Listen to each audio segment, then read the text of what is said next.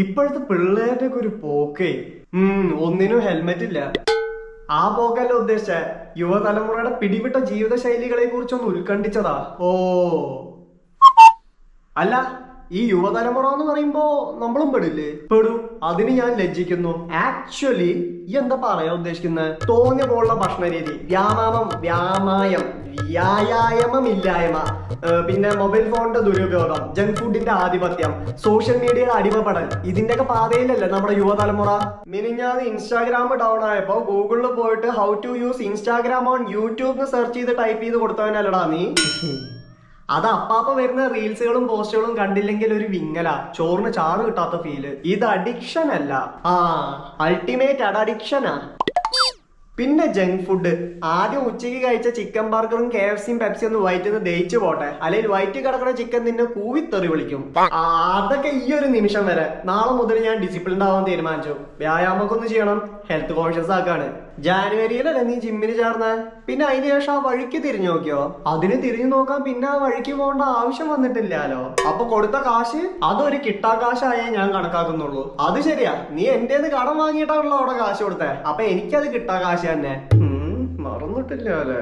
അതൊക്കെ വിട്. ഞാൻ എന്തായാലും നാളെ മുതൽ ഓടാൻ പോവാ, ഏർലി മോർണിംഗ്. വെരി ഗുഡ്, നല്ല തീരുമാനം. Thank you. നീയും വാ എന്റെ കൂടെ. ഞാൻ വരിക ചെയ്യാ, നോ ഇഷ്യൂ. പക്ഷെ നീ വരാതിരുന്ന നിന്റെ രണ്ട് കാലും തല്ലി ഒടിച്ച് നിന്നെ ഓടിക്കും ഞാൻ. നീയോ? അതിന്റെ ആവശ്യമൊന്നും വരില്ല, ഞാൻ സീരിയസാ. എത്ര നേരത്തേക്കാന്നാവോ?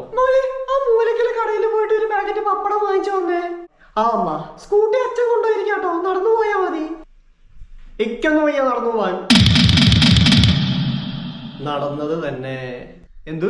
അല്ല, ഓട്ടം നടന്നത് തന്നെന്ന്.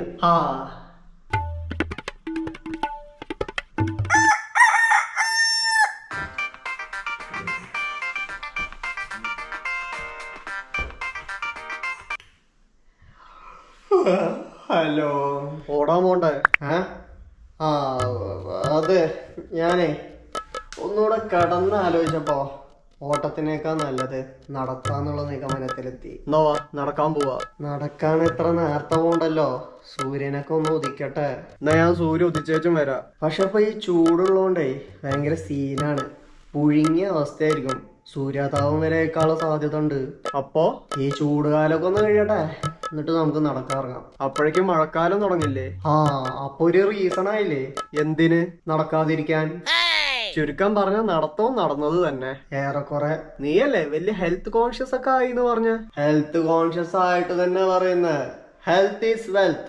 ആ വെൽത്ത് ഉണ്ടാക്കണേ നല്ല ഹെൽത്ത് വേണം. നല്ല ഹെൽത്തിന് നല്ല ഉറക്കം വേണം. Good night. ഇനി ഓന്ത് വല്ലോ ഇവന് പരിണാമം സംഭവിച്ചുണ്ടായതാണോ എന്തോ.